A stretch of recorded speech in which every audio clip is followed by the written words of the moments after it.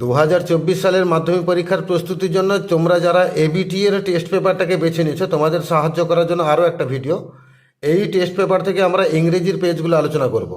আগে আমরা দেখে নেব ইংরেজি কোন কোন পেজে আছে। ইংরেজির পেজ নাম্বারগুলো এখানে দেওয়া আছে। আজকে আমরা আলোচনা করব পেজ নাম্বার 496। এর আগের পেজের ভিডিওগুলো আমার চ্যানেলে আছে, ভিজিট করো, সেখানে সেগুলো পেয়ে যাবে। এই 496 পেজের আমরা সমস্ত কিছুই আলোচনা করব। সিন, আনসিন, গ্রামার এবং রাইটিং স্কিল সবটাই আলোচনা করব। আমরা পেজ নাম্বার 496 এ এসে গেছি। একের দাগে একটা সিন প্যাসেজ দিয়েছে। As he enter the school gate an idea occur to him. সে যেই স্কুলের গেটের সামনে পৌঁছলো, একটা আইডিয়া তার মাথায় এলো। এটা আমাদের নেওয়া হয়েছে লেসন নাম্বার 1 ফাদার্স হেল্প। আর কে নারায়ণের লেখা খুব সুন্দর একটা গল্প, ওখান থেকে নেওয়া হয়েছে। আমি সিনের প্যাসেজ পড়ছি না, সরাসরি প্রশ্ন উত্তরে যাচ্ছি। প্রথমে কিছু এমসিকিউ আছে। এর আগে Swaminathan decided to deliver the letter. Swaminathan সিদ্ধান্ত নিয়েছিল চিঠিখানা ডেলিভার করবে। কখন? At the end of the day, option number 3, দিনের শেষে।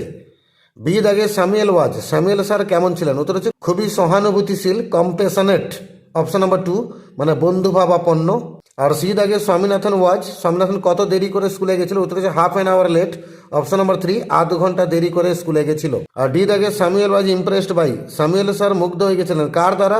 স্বামীনাথনের বাবার দ্বারা, অপশন নাম্বার 3, স্বামীজ ফাদার। আর ই দাগে as Samuel instructed Swaminathan to take his seat he became. যখন স্যামুয়েল স্যার স্বামীনাথনকে বলছেন তার সিটে বসতে, তখন স্বামীনাথনের মধ্যে কিন্তু আনন্দ ছিল না, সে কিন্তু দুঃখিত ছিল, স্যাড, অপশন নাম্বার 2। এবার আমরা কমপ্লিট দ্য সেন্টেন্সেস, এই বাক্যগুলোকে পূরণ করব। একের দাগে স্বামী decided to delay in delivering the letter to the headmaster because. Swaminathan সিদ্ধান্ত নিয়েছিল যে আমি শুরুতে হেডমাস্টারের হাতে চিঠিখানা দেবো না, হেডমাস্টারকে চিঠি দেবো স্কুলের ক্লাস শেষ হয়ে যাওয়ার পরে, মানে দেরি করে চিঠিখানা দেব। কারণ কি? সে ভেবেছিল স্কুল চলাকালীন স্যামুয়েল স্যার কিছু একটা করবেন বা মারধর করবেন, শাস্তি দেবেন, যেটা চিঠির বিষয়কে সমর্থন করবে। তাই আমরা বিকজের পরে লিখব there was a chance Samuel might do something during the course of the day to justify the letter. তো দেয়ার ওয়াজ থেকে জাস্টিফাই দ্য লেটার পর্যন্ত এটা প্রথম শূন্যস্থানে বসবে। দুইয়ের দাগে Swami expected to be scolded by Samuel. Swaminathan আশা করেছিল স্যামুয়েল স্যার তাকে বকাবকি করবেন। কারণ কি? না he came late to the school, কারণ সে দেরি করে স্কুলে এসেছিল। তিনের দাগে আছে when Samuel appreciated Swami's father Swami thought. যখন স্যামুয়েল স্যার স্বামীনাথনের বাবার প্রশংসা করলেন, তখন স্বামীনাথন ভাবলো স্যামুয়েল স্যার জানেন না তার বাবা তার জন্য কি করেছেন। তাহলে Samuel sir did not know what Swami's father had done for him. C দাগে দুখানা কোশ্চেন দেওয়া আছে। একের দাগে what excuse did Swaminathan give to Samuel for his late arrival at school. Swaminathan দেরি করে স্কুলে এসেছিল, এর জন্য যখন স্যামুয়েল স্যার জিজ্ঞেস করলেন তখন স্বামীনাথন কি অজুহাত দিয়েছিল? তখন আমরা বলবো যে স্বামীনাথন বলেছিল যে তার মাথা যন্ত্রণা হয়েছিল। তাহলে উত্তরে লিখবো Swaminathan said that he had a headache. আর দুই দাগে give a brief description of Samuel. Samuel স্যারের একটু সংক্ষিপ্ত বিবরণ দাও। এখানে আমরা বলবো স্যামুয়েল স্যার অন্যান্য স্যারের থেকে বেশি বন্ধুত্বপূর্ণ ছিলেন, তার মধ্যে একটা বিশেষ রিগার্ড ছিল স্বামীনাথনের প্রতি, আর তিনি, তার কালো মুখ ছিল, সরু গোঁপ ছিল, না কামানো দাড়ি ছিল এবং তিনি হলুদ কোট পরতেন। এতগুলো কথা বলবো। তাহলে বলবো Samuel sir was more friendly than other teachers. He had a special regard for Swaminathan. He had a dark face. He had thin moustache and unshaven cheek. আর হি ওর ইয়েলো কোট। এতগুলো কথা বললে Samuel স্যারের description হলো। দুইয়ের দাগে একটা poem দিয়েছে। They said we are the oak trees and your own true family. তারা বলছে আমরা হচ্ছি ওক গাছ, আপনার সত্যিকারের পরিবার। এটা আমাদের নেওয়া হয়েছে lesson number 4 my own true family. ওখান থেকে লাইনগুলো পড়ছি না, সরাসরি প্রশ্ন উত্তরে যাচ্ছি। প্রথমে কিছু এমসিকিউ দেওয়া আছে। এ দাগে the tribe told the poet that they were dash trees. সেই উপজাতিটা কবিকে বলেছিল যে তারা নাকি ড্যাশ গাছ। কি গাছ? ওক গাছ, অপশন নাম্বার 3। বি দাগে you do not blink an eye. আপনি চোখের পলক ফেলেন না, এই কথার মানে হচ্ছে ইউ ডু নট কেয়ার, আপনি কোনো পরোয়া করেন না, অপশন নাম্বার 1। আর সি দাগে whenever an oak tree is felled. যখনই একটা ওক গাছ কাটা পড়বে, the number of the trees to be planted আর, কটা গাছ লাগাতে হবে? তখন 2টো গাছ লাগাতে হবে, অপশন নাম্বার 2। আর ডি দাগে the poet walked out of the oak wood as a human child. কবি ওক বন থেকে বাইরে বেরিয়ে এসেছিলেন মানব শিশুর মতো করে হেঁটে। এবারে বি দাগে স্টেটমেন্ট দেওয়া আছে আর রিজন লিখতে হবে, মানে বক্তব্য দেওয়া আছে, তার কারণটা লিখতে হবে। একের দাগে the oak bark will wrinkle over the poet. Oak গাছের ছালগুলো কবিকে আষ্টে পৃষ্ঠে বেঁধে ফেলবে। কারণটা কি? না কবি যদি প্রমিসটা না করেন, তাহলে if the poet does not make the promise. আর দুই দাগে when the poet came back to the human company again he was a changed personality. কবি যখন আবার মানব সমাজে ফিরে এসেছিলেন, তখন তার মধ্যে ব্যক্তিত্বটা চেঞ্জ হয়ে গেছিল। কারণ কি না, তার একটা সহানুভূতি জেগে গেছিল গাছেদের প্রতি। He got a sympathy for the trees. একটা আনসিন প্যাসেজ দিয়েছে, পড়ছি শোনো। The elephant whisperers, a documentary short film of Kartiki Gonsalves and Guneet Monga has won the 95th academy awards best documentary short. একটা সিনেমার নাম বলা হচ্ছে, শর্ট ফিল্ম আর কি। তো সিনেমাটার নাম হচ্ছে এলিফ্যান্ট হুইসপারার্স। এটা একটা ডকুমেন্টারি শর্ট ফিল্ম। এটা বানানো হয়েছে কার্তিকি গঞ্জালভেস এবং গুনিত মঙ্গা, এই দুজন পরিচালকের দ্বারা। এবং এই সিনেমাটা 95তম academy awards best documentary short এই পুরস্কারটা জিতে নিল। তো সিনেমাটা 3 ঘন্টার সিনেমা নয়। The 41-minute short which was produced by Achin Jain and Guneet Monga centres on a Tamil Nadu family who অ্যাডাপ্টস 2 orphaned baby elephants from Mudumalai tiger reserve. এই 41 মিনিটের শর্ট ফিল্ম, এটাকে প্রডিউস করেছেন দুজন, মানে পয়সা লাগিয়েছেন দুজন, অচিন জেন আর গুনিত মঙ্গা। আর এই সিনেমাটা তামিলনাড়ুর একটা পরিবারকে কেন্দ্র করে, যে পরিবার দুটো বাচ্চা অনাথ হাতিকে অ্যাডাপ্ট করেছে, মানে দত্তক নিয়েছে, এবং তারা এই হাতি দুটোকে দত্তক নিয়েছে মুদুমালাই টাইগার রিজার্ভ এখান থেকে। This India themed short film was note worthy since it served as director Gonçalves directing debut. এই ভারতীয় বিষয়বস্তুকে নিয়ে এই যে শর্ট ফিল্মটা বানানো হয়েছে, এটা উল্লেখযোগ্যতার দাবি রাখে, কারণ এই গঞ্জালভেসের ডিরেক্টর হিসেবে এই সিনেমাটা প্রথম, মানে উনি আত্মপ্রকাশ করছেন ডিরেক্টর হিসেবে এই সিনেমার মধ্য দিয়ে। ডেবিউ মানে একদম প্রথম আবির্ভাব। Bomman and Belli, an indigenous couple, were given the charge of Raghu an injured baby elephant separated. তো বোম্মান এবং বেলি দুজন স্বামী স্ত্রীর নাম বলা হচ্ছে। ইনারা হচ্ছেন একজন সমৃদ্ধশালী স্বামী স্ত্রী। তো ইনাদেরকে দায়িত্ব দেওয়া হলো রঘুকে লালন পালন করার জন্য। রঘুটাকে একটি আহত বাচ্চা হাতি, যে আলাদা হয়ে গেছিল ফ্রম ইটস হার্ড, তার দল থেকে। Gonsalves focus remains on the bond that develops between Raghu and his caretakers. এই গঞ্জালভেস মানে ডিরেক্টরের নাম বলা হচ্ছে। ওনার যে মেন উদ্দেশ্য হচ্ছে একটা বন্ড তৈরি করা, একটা বন্ধন তৈরি করা, যেটা রঘু এবং তার কেয়ারটেকার এদের মধ্যে গড়ে উঠেছে। কেয়ারটেকার মানে কি, ওই স্বামী স্ত্রীর কথা বলা হচ্ছে যারা রঘুকে দত্তক নিয়েছেন। তাহলে এই হাতি এবং তার স্বামী স্ত্রী, তার স্বামী স্ত্রী মানে সে যে দুজন লোক তামিলনাড়ুর, তারা রঘুকে দত্তক নিয়েছেন, এদের মধ্যে যেটা মেলবন্ধন তৈরি হয়েছিল তার উপর আলোকপাত করেছেন গঞ্জালভেস তার এই সিনেমায়। A solid theme of the symbiosis between nature and man.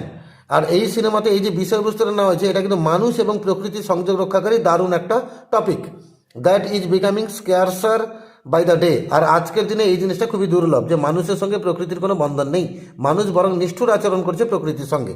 Adapted from a article published in the Hindu dated 13th March 2023। 2023 সালের 13ই মার্চ দ্য হিন্দু পত্রিকায় প্রকাশিত একটা আর্টিকেল থেকে এটা নেওয়া হয়েছে। তার মানে এটা একটা রিপোর্ট। আমরা প্রথমে এমসিকিউতে যাবো। একের দাগে the elephant whisperer is a documentary short film of Kartiki Gonsalves, নাকি গুনিত মঙ্গা, নাকি এদের মধ্যে কেউই না, নাকি এরা দুজনেই? তাহলে উত্তর হবে এরা দুজনেই, both of them, option number D. দুইয়ের দাগে the film has won the, এই পুরস্কার, এই সিনেমাটা কি পুরস্কার জিতেছে? উত্তর হচ্ছে একাডেমি অ্যাওয়ার্ড জিতেছে, অপশন নাম্বার সি। তিনের দাগে the producer of the film is, এই সিনেমার producer K?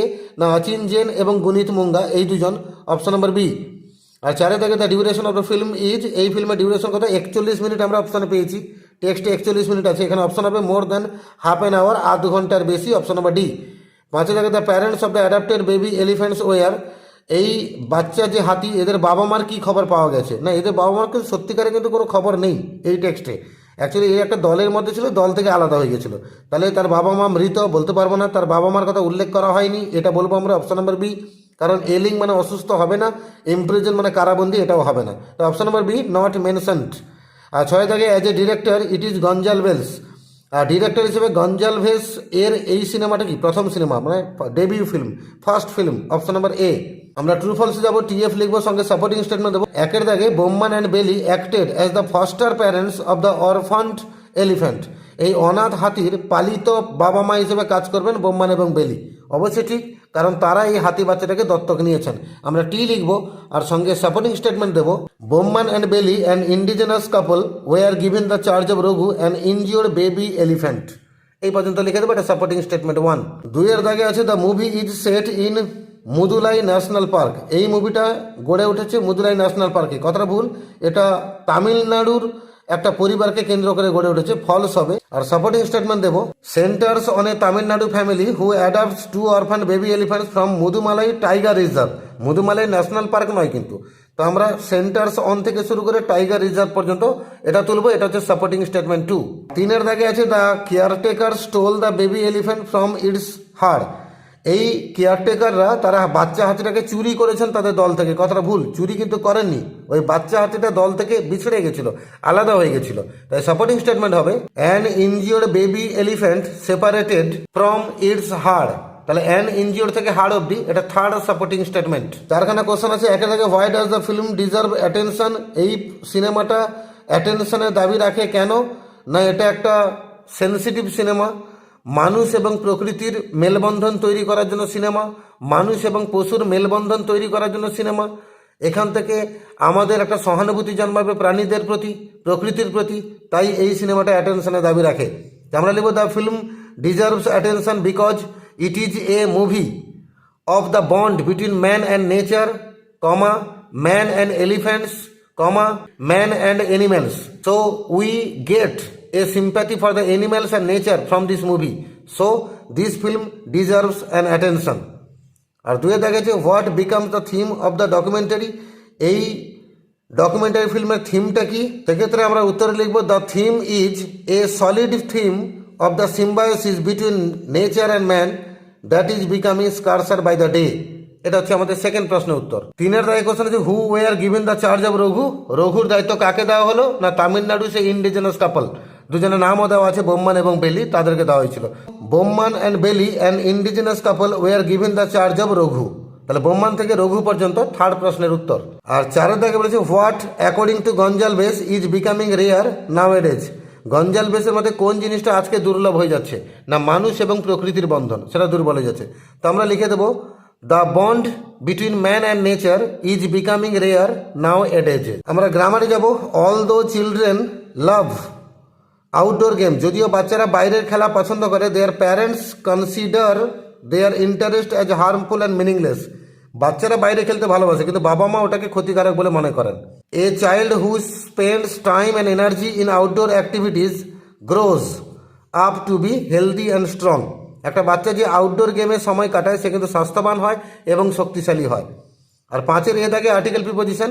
Many people of Dooars have died of malaria. কোনো রোগে মারা গেলে অফ বসে, যখন ওই ডুয়ার্সের অনেক লোকেরা মারা গেছে ম্যালেরিয়া রোগে। According to the reports, report মোতাবেক মানে খবরে প্রকাশ, দে আর ডেপ্রাইভড অফ প্রপার ট্রিটমেন্ট। তারা ঠিকঠাক চিকিৎসা থেকে বঞ্চিত। ডেপ্রাইভড এরপরে অফ বসে, এটা একটা অ্যাপ্রোপ্রিয়েট প্রিপোজিশন। তাই আমাদের মাধ্যমিক ইংরেজিতে কিছু অ্যাপ্রোপ্রিয়েট প্রিপোজিশনও মুখস্থ করে রাখতে হয়।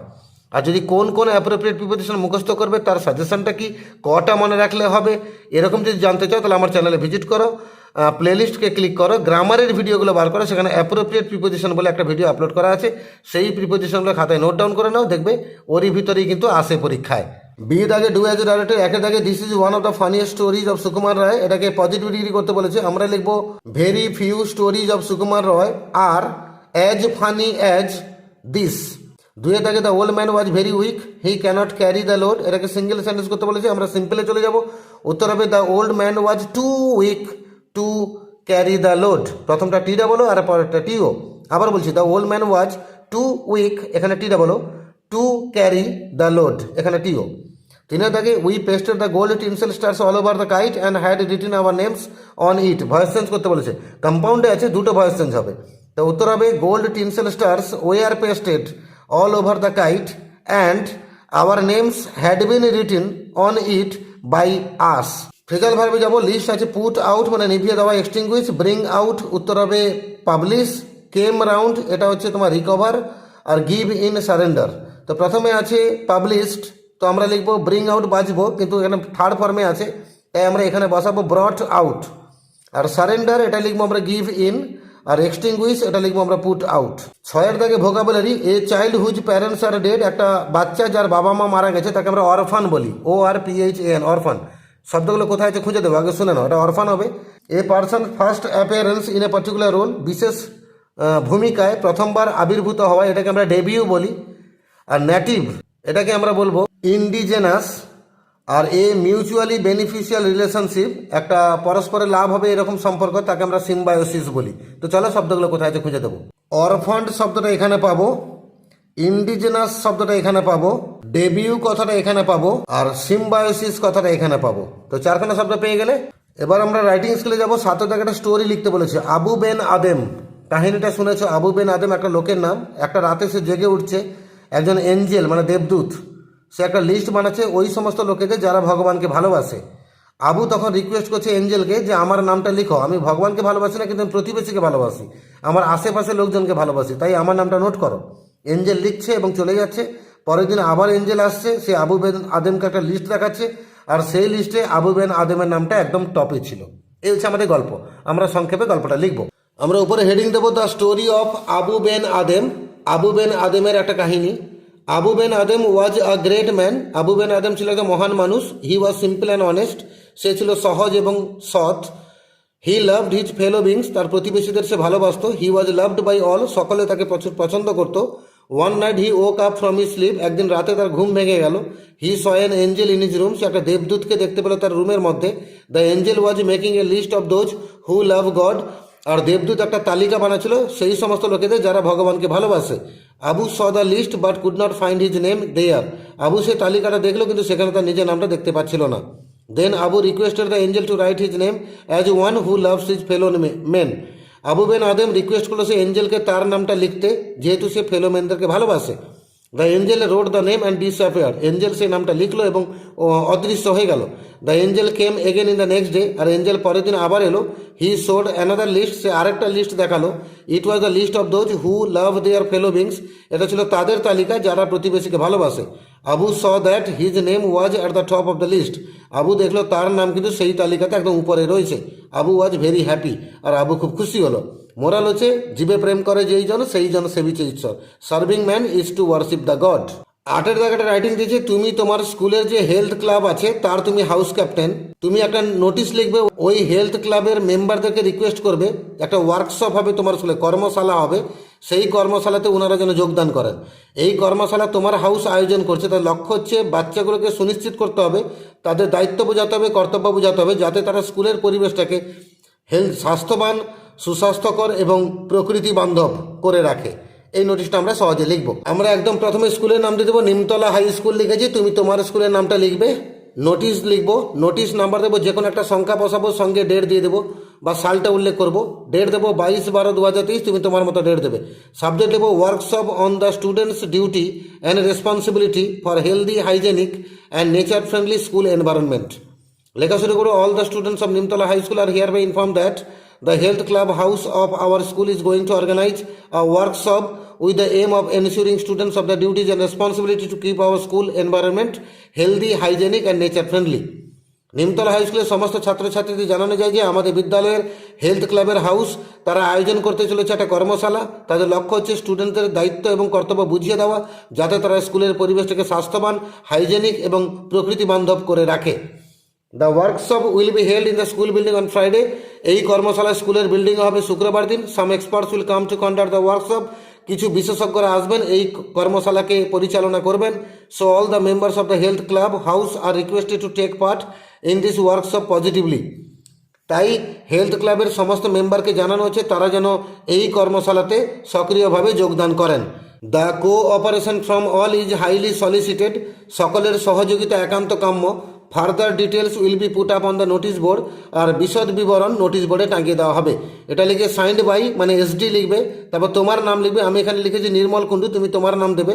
হাউস ক্যাপ্টেন লিখবে, হেলথ ক্লাব লিখবে, তারপর তোমার স্কুলের নাম দেবে। আমি এখানে লিখেছি নিমতলা হাই স্কুল। তারপর কাউন্টার সাইন বাই হেডমাস্টার।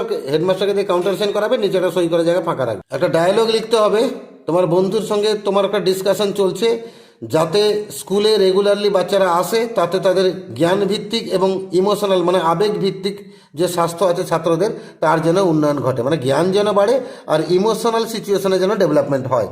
এই নিয়ে বাচ্চাদেরকে স্কুলে রেগুলার আসতে হবে। তাই একটা ডায়লগ লিখতে হবে তোমার মধ্যে এবং তোমার বন্ধুর মধ্যে। আমরা লিখব, this is a dialogue between my friend and I on the coming to school regularly to develop the cognitive and emotional health of the students. এই ডায়লগটা আমার মধ্যে এবং আমার বন্ধুর মধ্যে হচ্ছে, স্কুলে যাতে রেগুলারলি বাচ্চারা আসে, তাদের কগনিটিভ এবং ইমোশনাল যেন হেলথের ডেভেলপমেন্ট হয়, এই নিয়ে ডায়লগ।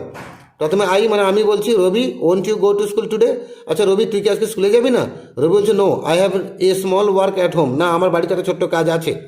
আমি তখন বলে you can do that in the evening, তুমি তো সেই কাজটা বাড়িতে সন্ধ্যাবেলাও করতে পারো, but you should not miss the school for that, তার জন্য তোর স্কুল কামাই করার দরকার নেই। রবি বলছে what is the benefit of going to school regularly, আচ্ছা স্কুলে রেগুলার গেলে কী লাভ আছে? আমি বললাম you are my friend, I did not expect it from you, আরে তুই তো আমার বন্ধু, তোর কাছ থেকে আমি এটা আশা করিনি এরকম প্রশ্ন তুই করবি। তখন রবি বলছে tell me the benefits of going to school everyday, তুই আমাকে আগে সুবিধাটা বল, রোজ স্কুলে গেলে কী সুবিধা পাওয়া যাবে সেটা বল। আমি তখন বললাম যে firstly you will be able to read the full syllabus thoroughly, প্রথম উপকার হচ্ছে তুই সিলেবাসটাকে পুরোটা থরলি পড়তে পারবি, your knowledge will be increase, তাতে তোর জ্ঞান বাড়বে। রবি বলছে you can do it at home, এটা তো আমি বাড়িতেও করতে পারি, এই জ্ঞান বাড়ানোর কাজ আমি ঘরেও করতে পারি। তখন আমি বললাম but there are lot of advantages, না রে বাবু আরও অনেক সুবিধা আছে। রবি বলছে হোয়াট আর দে, কী সুবিধা বল, আমি শুনবো সেগুলো কী। তখন আমি বললাম you can interact with the other students and the teachers in the school, স্কুলে গেলে অন্যান্য বাচ্চাদের সঙ্গে এবং স্যারেদের সঙ্গে ইন্টারাক্ট করতে পারবি, it will increase your cognitive skills, এতে তোর জ্ঞানভিত্তিক দক্ষতাটা বাড়বে। You cannot do it at home, বাড়িতে তুই এই পরিবেশ কখনোই পাবি না। রবি বলছে এনি আদার বেনিফিট, আর কোনো উপকার আছে? আমি বললাম you will get both joyous and sad situation in the school, স্কুলে গেলে আনন্দের পরিবেশও তৈরি হবে, আবার দুঃখের পরিবেশও তৈরি হবে। You will learn how to react on them, তুমি শিখে যাবে কী করে দুঃখের সিচুয়েশন এবং আনন্দের সিচুয়েশনে আলাদা আলাদা রিয়াকশান দিতে হয়। ইট will increase your emotional health, এটা তোমার ইমোশনাল হেলথকে বাড়াবে। রবি বলছে ওয়ান মোর পয়েন্ট, ঠিক আছে আরেকটা পয়েন্ট বল। আমি তখন বললাম যে if a student goes to school regularly he will be discipline, gentle, honest, punctual and honest, তো যদি কোনো স্টুডেন্ট স্কুলে রেগুলারলি যায় তাহলে সে শৃঙ্খলাবদ্ধ হবে, ভদ্র হবে, সৎ হবে এবং পাংচুয়াল হবে, মানে সময় জ্ঞান তার থাকবে। রবি বলছে ইউ আর রাইট, তুমি একদম ঠিক কথা বলেছো, I will go to school every day now, এবার থেকে আমি প্রত্যেক দিন স্কুলে যাব। তখন আমি বললাম let's meet tomorrow in the school, তাহলে ঠিক আছে আগামীকাল স্কুলে তাহলে আমাদের মধ্যে দেখা হচ্ছে। এই নিয়ে আমরা ডায়লগটা সহজে লিখতে পারি। এইভাবে পেজ নাম্বার 496 এখানে যে ইংরেজিটা ছিল সিন আনসিন গ্রামার রাইটিং আমরা সবটাই আলোচনা করলাম। এর পরের পেজগুলো ভিডিও রেগুলার বেসিসে আপলোড হবে। তোমাদের মধ্যে যারা আমার চ্যানেলে নতুন আছো অবশ্যই চ্যানেলটাকে সাবস্ক্রাইব করো এবং বেল আইকনটাকে প্রেস করে রাখো এবং ভিডিওগুলো আপলোড হওয়ার সঙ্গে সঙ্গে তোমাদের কাছে নোটিফিকেশান পৌঁছে যাবে।